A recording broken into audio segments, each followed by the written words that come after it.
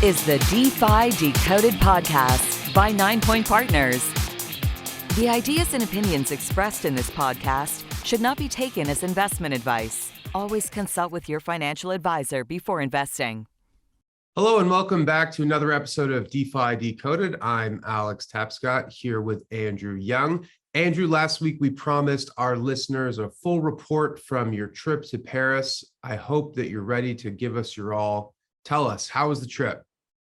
Yeah, it was a lot of fun. It was pretty far to go to Paris for 3 or 4 nights just from Canada, but it was great to be in town and met a ton of people while I was there. So what were you there for? I was just there to just meet with different people, talk to different founders, investors, partners in the space, go to some sort of go to a couple events. I didn't actually go to the main conference. I was mostly just going to sort of side events and different meetings.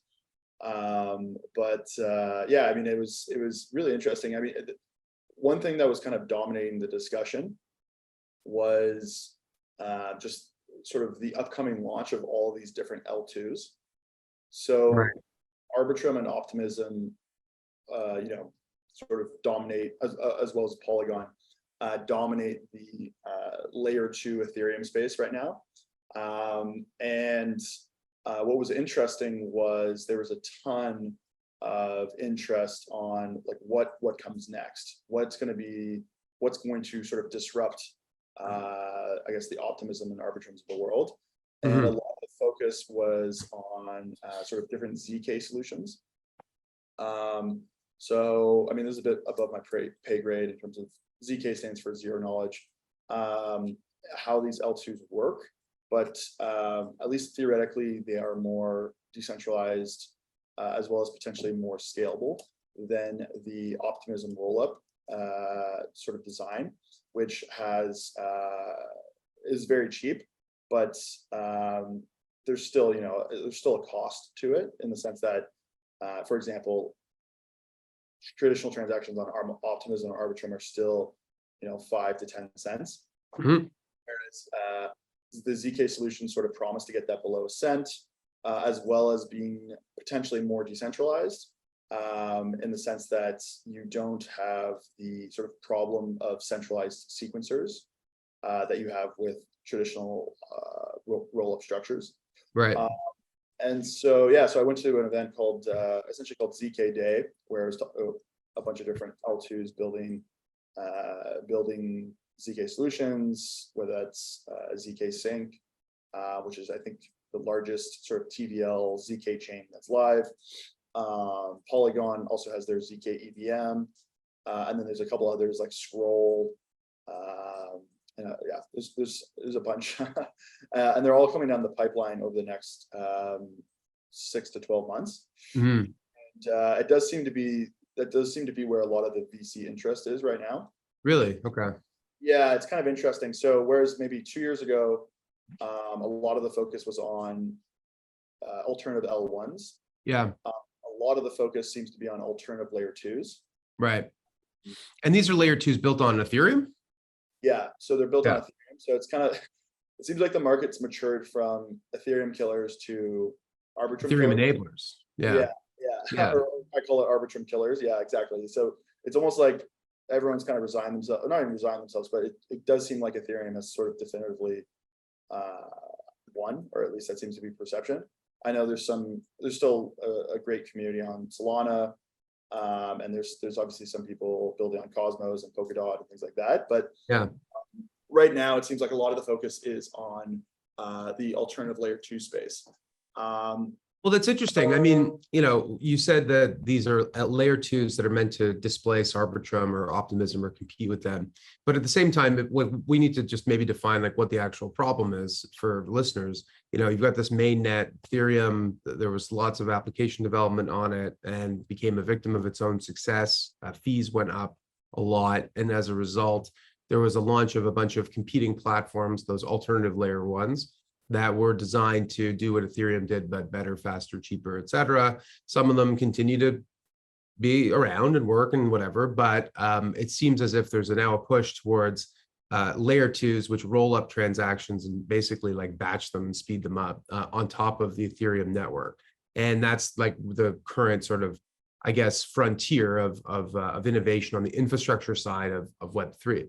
But then the question I have is, well, but don't we need, why do we need one? It's the same argument as the L1 thing. Remember, we used to talk about the need for block space and how you have more L1s, you got more, more state to work with. And couldn't the same also be true for like L2s, where why not have a bunch of them running on Ethereum at the same time? Like what's your view on that? Yeah, for sure. I guess each L2 is kind of its own little island of liquidity, right? So you still, and that's actually what some of the next generation L2 projects are sort of focused on, is interoperability between L2s, almost like a Cosmos for different L2s. Is kind of like one way. Right. We're already building like the interoperability layer of L2s is kind of like the next thing that people are. Couldn't like Cosmos, just to play devil's advocate, couldn't like Cosmos be considered like the Cosmos of L2s in a way? Like not so much that it's for L2s, but that, in an app chain world, everyone's got their own pool of liquidity, as you call it, or their own, blockchain, and then Cosmos is the thing that knits it all together. Yeah, definitely, potentially. I mean, I guess Cosmos app chains, yeah, I mean, it's a bit different because they each have their own sort of sovereignty, whereas L2s on Ethereum, they don't have necessarily their own sovereignty per se. They're still sort of settling up Ethereum, like to Ethereum. Yeah. They're sort of leveraging Ethereum. And that's why everyone loves L2s versus app chains, is they're seen as more secure. And the downside, obviously, is that they're still more costly than just building your own L1 or app chain. One of the criticisms of like the different L1s was that they weren't composable unless they were like EVM compatible, right? So like Solana, and Cosmos and Ethereum and these different chains. And that led to bridging, which became like an thing that got attacked and hacked and the rest of it. And so like, I'm wondering, is this like a neater, more simple version of reality where, these L2s, because they're not sovereign, they do run on Ethereum, and they all are similar. Are they all like composable? Like, is this, how does that work exactly?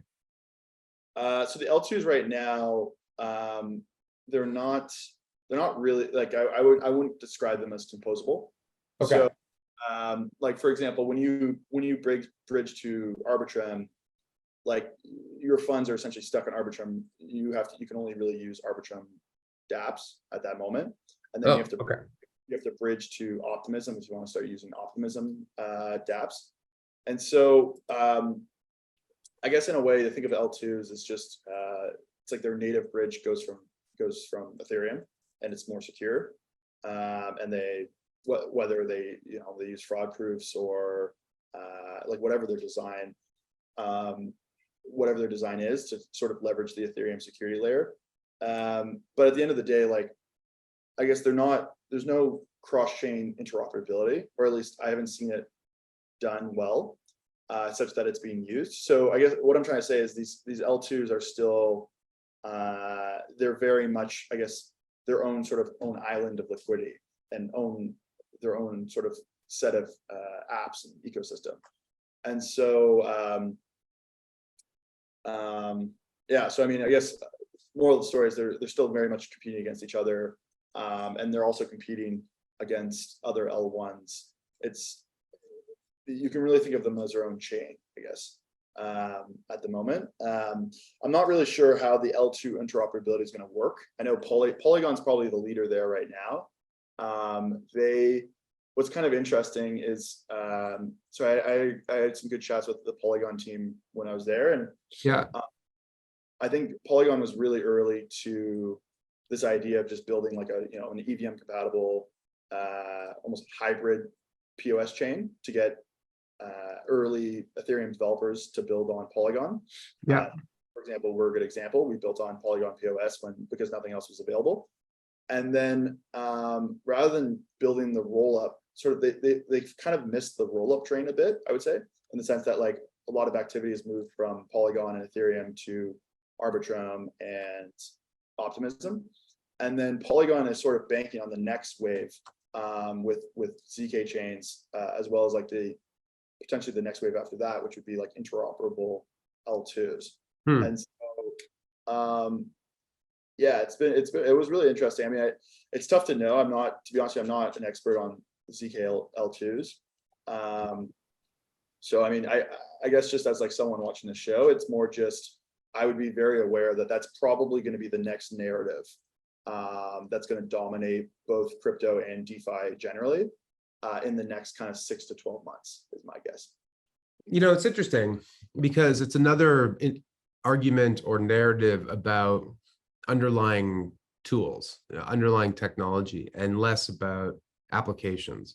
And I'm wondering, I felt that there's been this bubbling of themes about, well, you know, it's one thing to design another, you know, widget or another L2, but it's quite another to, you know, get 100 million people using your application.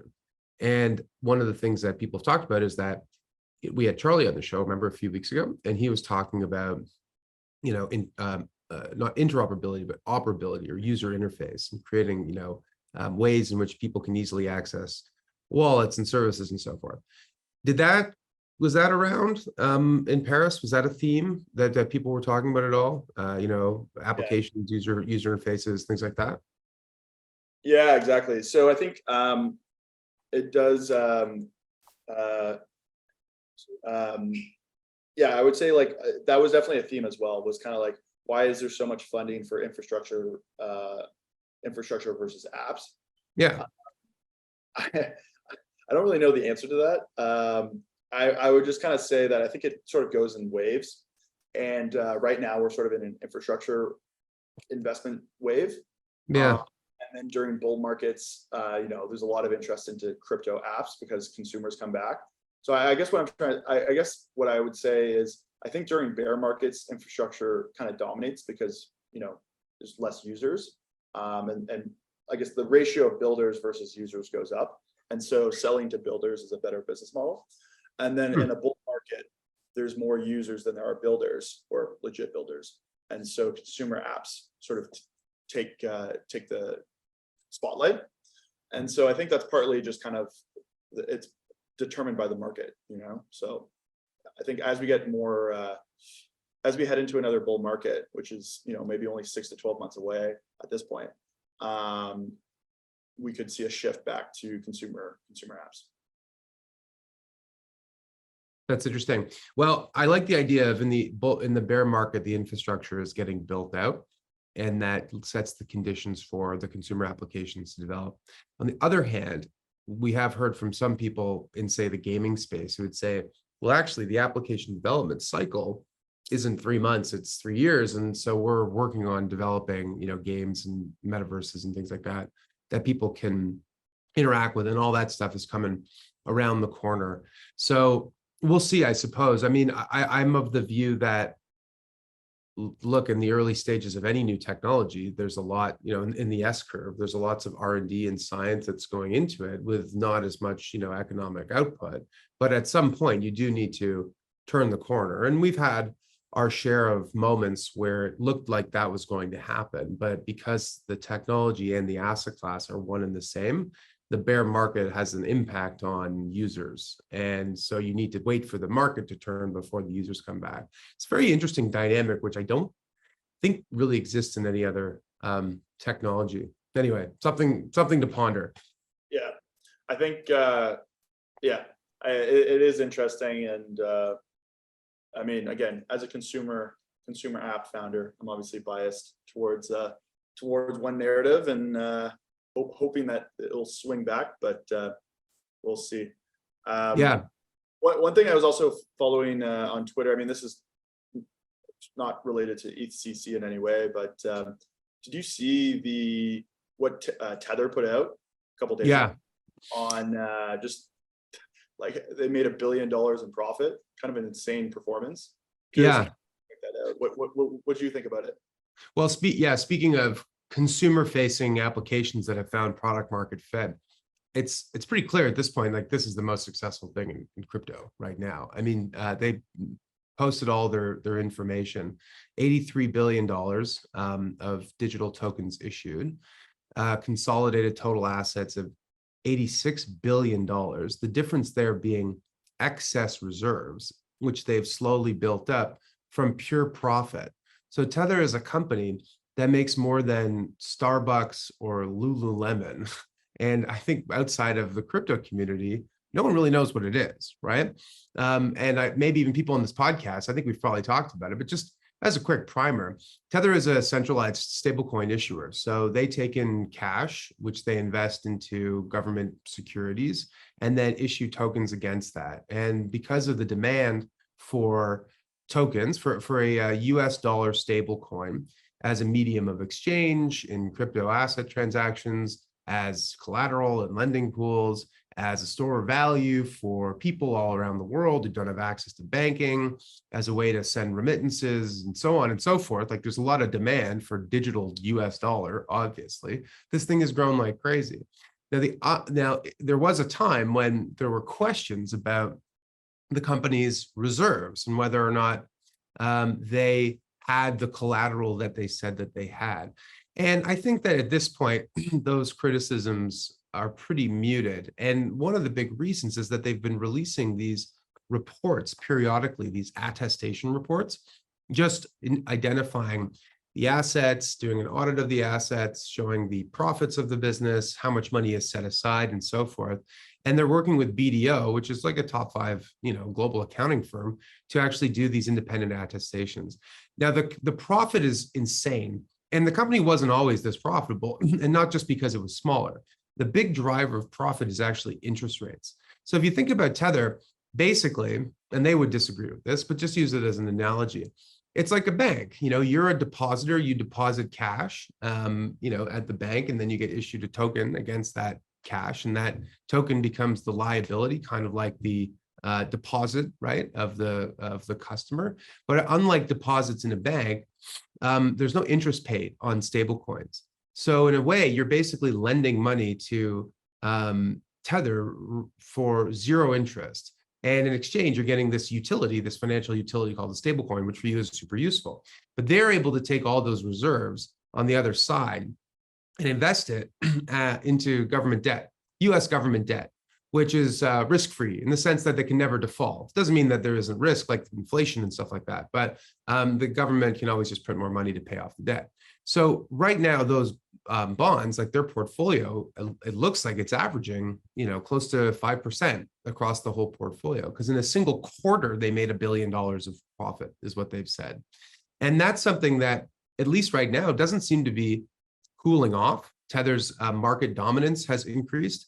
Its outstanding balance, I think, is near an all-time high, even though the rest of the crypto asset market is down, anywhere between 50 and 70%. And right now, at least, it seems like customers don't really care about the interest question, or more precisely, there's no alternative. There is no stable coin that is interest bearing. Maybe because once they get into that, those kinds of waters, you're moving from payment utility to security or something else, banking, I don't know, something that would raise the ire of regulators more so even than what Tether is doing today. But you can't deny that Tether is filled a role in the market that is clearly has tons of demand. The irony, of course, of the growth of stablecoins is that Bitcoin, the first digital asset, crypto asset, was designed in part to reduce the reliance on central intermediaries and ipso facto on fiat currency issuers.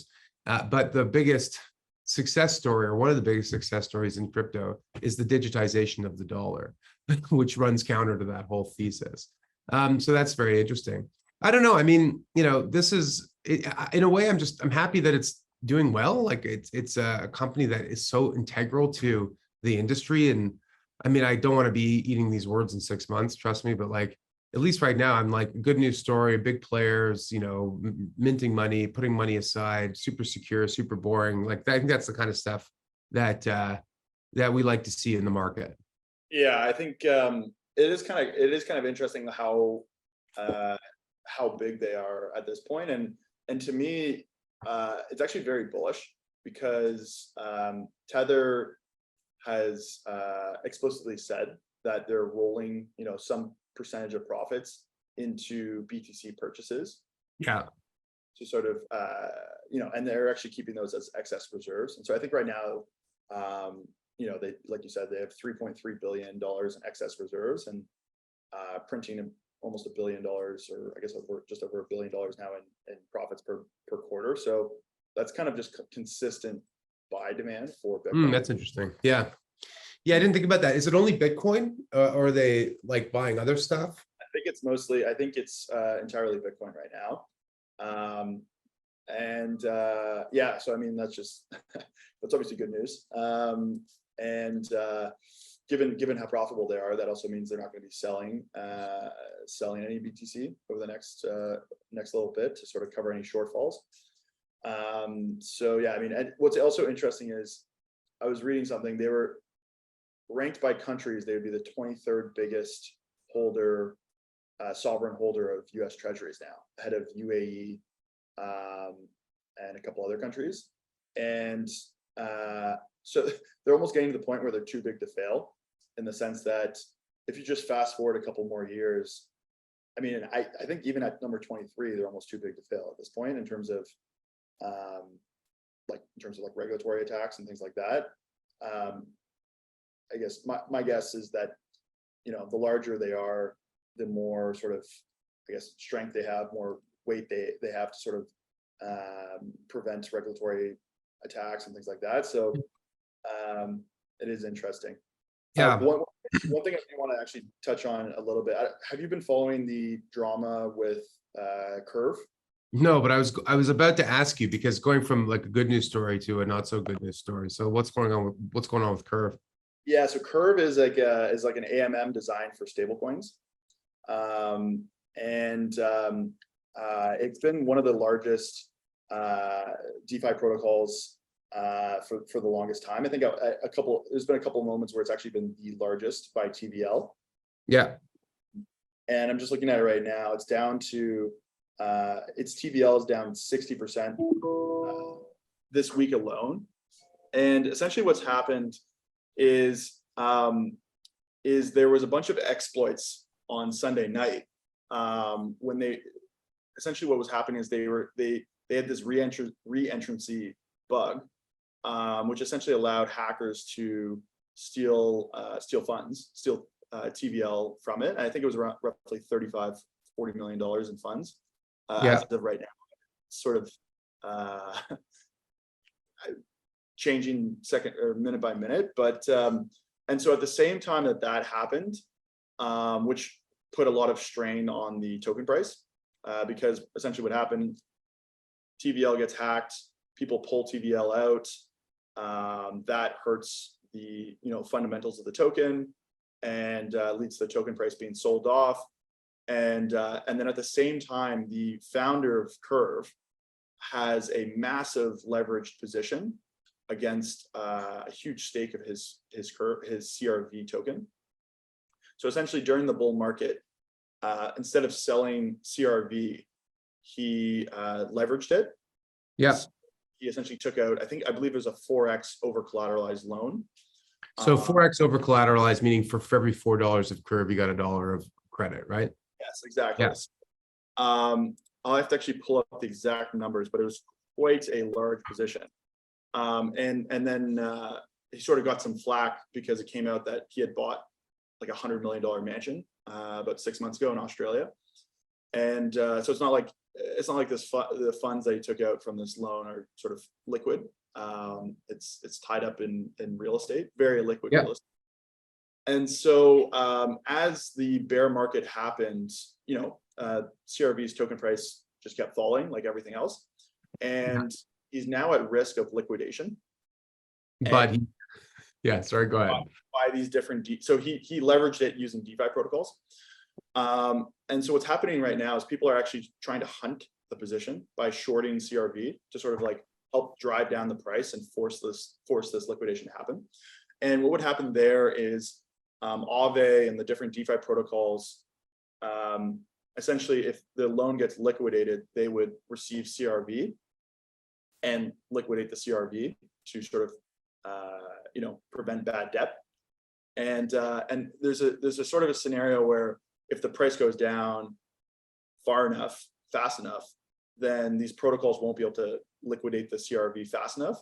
And also just it's such a large position that you could have some systemic risk where these DeFi lending protocols take on tons of bad debt, because essentially lenders, put Tether, or I don't know exactly, I think it was USDC or DAI. He put up CRV, and the CRV was supposed to protect their loan. But if the CRV price goes down fast enough, they can't liquidate the CRV, and therefore they essentially are underwater on the position. And so it's kind of this big. What's been happening is the founder's been sort of OTC selling other aspects of the CRV to try to top up the balance and sort of stay with liquidation. But people are it seems to be that people are sort of hunting it by shorting it using perps and things like that. And so, yeah, it's kind of a battle right now to see what's going on. And it could be another there could be a huge shoe to drop, put it that way, with DeFi lending markets over the next couple of days. So it's like a contagion effect, basically. Is that right? Yeah, exactly. So yeah, exactly. And bad debt is very bad for Aave and these different lending protocols. It's essentially just a loss borne by the protocol. So what's the lesson? What's the lesson from that? Because I think that if we think about 2021, the whole thing was, well, it was all the centralized lending pools, lending platforms that blew up, but all of the DeFi platforms were able to, they may have shrank, but because of this auto liquidation feature of the smart contract, they were never they were never insolvent, right? Like loans are over collateralized, they get automatically liquidated, pool returns to equilibrium, right? Basically. So in this case, it seems to be undermining that thesis, because it's showing that there can be such concentrated risk that it can cause an unwinding effect, right? Or is that the wrong interpretation? No, I think that's right. I think there's two sort of big learnings from this. One is there's no free lunch. So founders are taking out huge leveraged loan positions against their token. I mean, it's different than selling, but it is that does create other risks for both the protocol and the DeFi protocols that are sort of providing these loans. I think the second big thing that's been interesting to see is, unlike CeFi, so centralized finance, we actually have perfect insight into everyone's positions. There's 100% transparency, which is both a good thing and a bad thing. So I think on the good side, there's no black swan tail risk that no one knows what's going on. You can actually connect the dots really easily and see, okay, if X happens, Y is going to happen.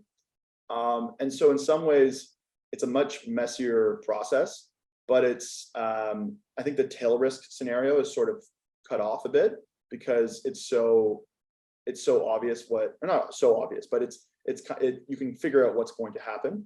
Whereas with FTX and Celsius, no one has any insight into what's going on except for the founders of the project, and then it just blows up, and then you find out. Yeah. So that's really interesting. But I guess the downside is, because it's so transparent, it's also transparent to short sellers and different things like that. So it's easier to hunt positions.